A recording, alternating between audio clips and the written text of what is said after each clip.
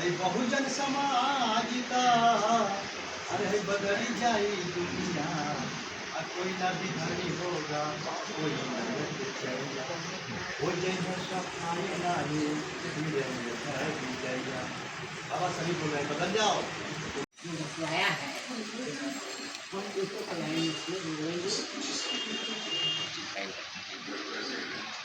हमारे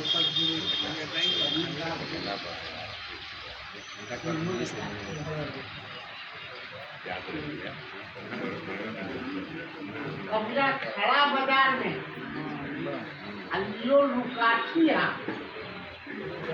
लुकाठी को जला है हमने जो भोजपुरी में लुआठी ना लुआठी भरे जो कि जलता हुआ मसा हुआ लकड़ी को जलाया जाता है, जलते हुए लकड़ी को लुकाठी भी कहते हैं। तो कबीरा खड़ा बाजार में लो लुकाठी है और जो घर जारन आपकी ये जे अपना घर जलाने के लिए तत्पर हूँ, सोचो मेरे साथ वही आदमी हमारे साथ चलो। तो क्या है जलाना, क्या है ये जलाना है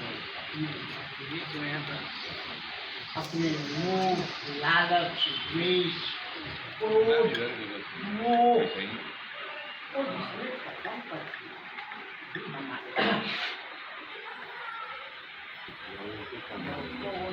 उनके बारे में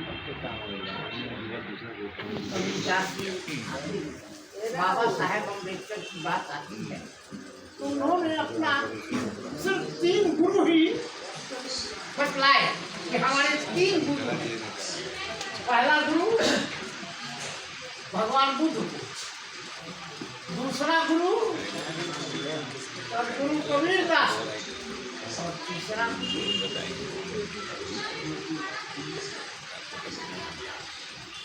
इतने बड़े विद्वान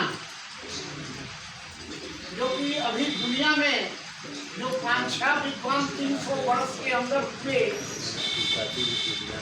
जिसका कि आपको कोलंबिया यूनिवर्सिटी ने अपना 300 वर्षों का रिकॉर्ड से अपना निकाला था।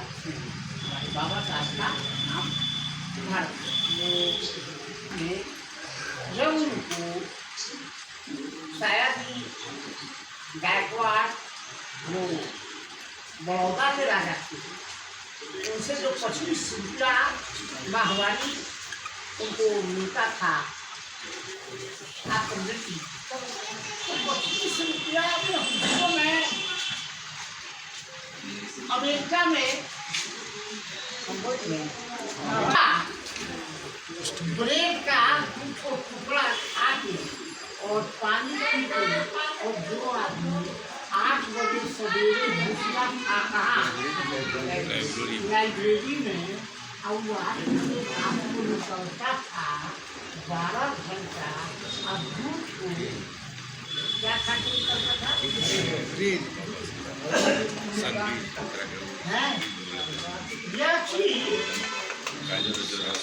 लाइब्रेरियन देख रहा था कि सबसे पहले आता है और सबसे बाद में जाता है।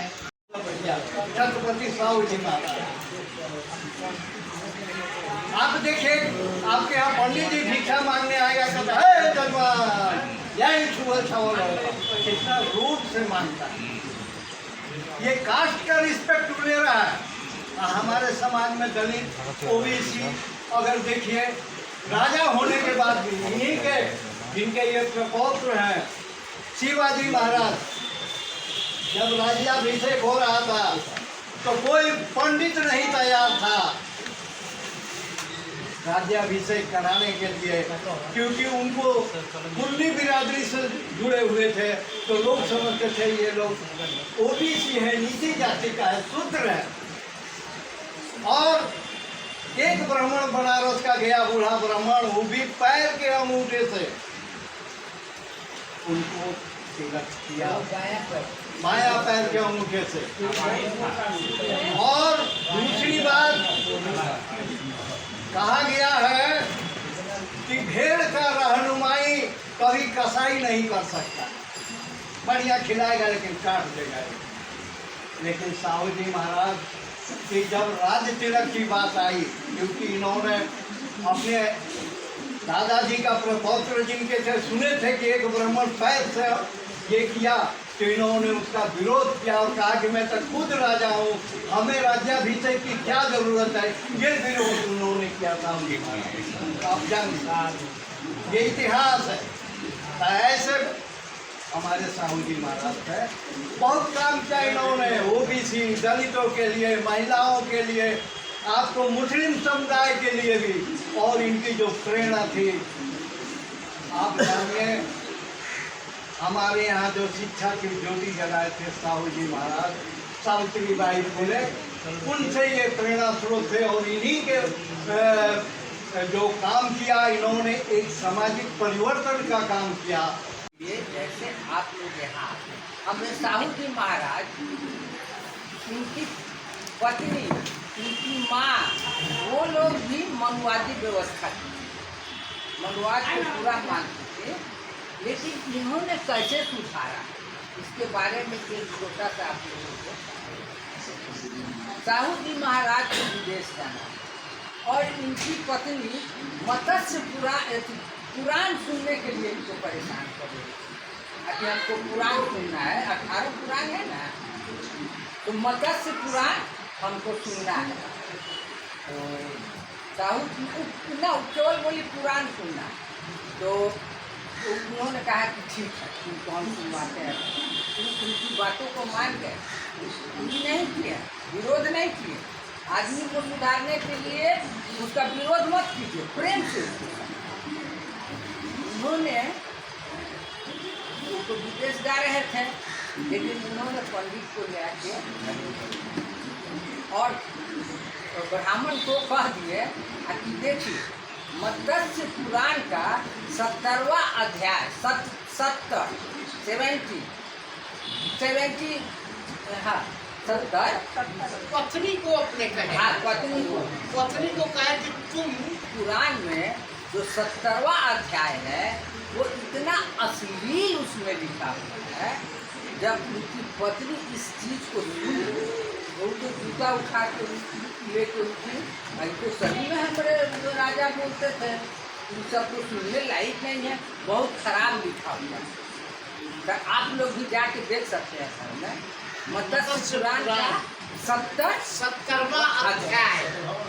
पत्नी को सुधारने के लिए उन्होंने यह काम किया। आप लोग भाग लेते हैं, क्या आप लोग अपने घर जाके अपनी पत्नियों को ये सब बातें सुनाते हैं?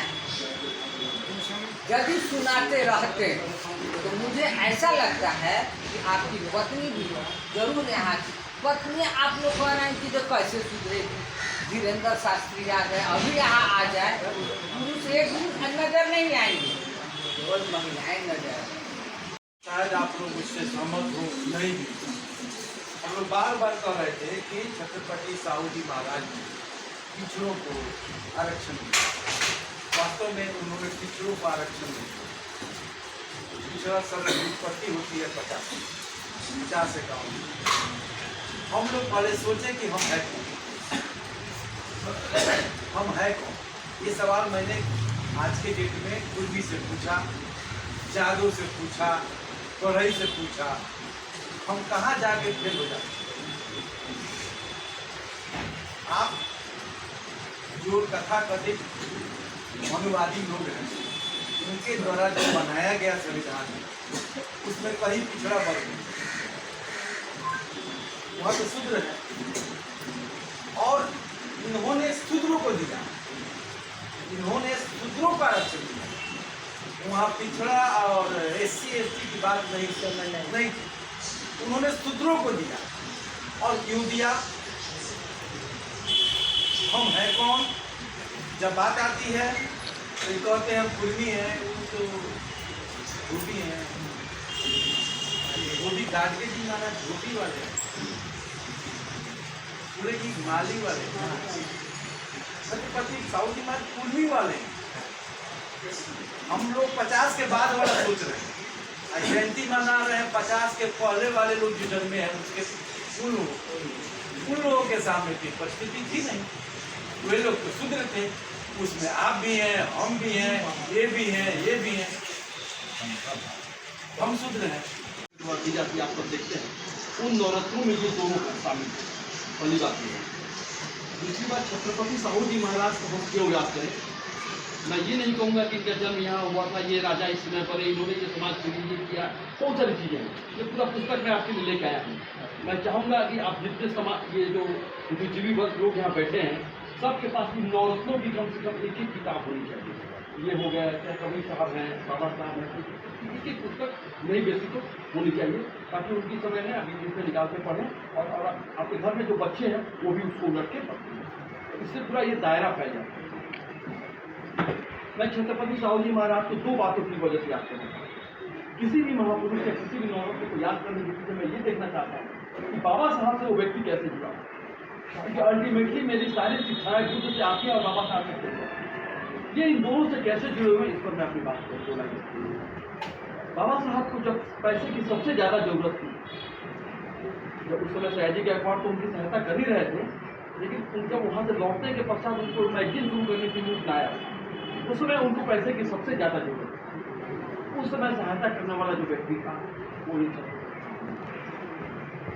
जो अपने काल्य में, जो जिस समय 19वीं सदी चल रही थी, 19वीं सदी में सबसे पहले अपने राज्य में रिजर्वेशन का प्रावधान किया, उस व्यक्ति का नाम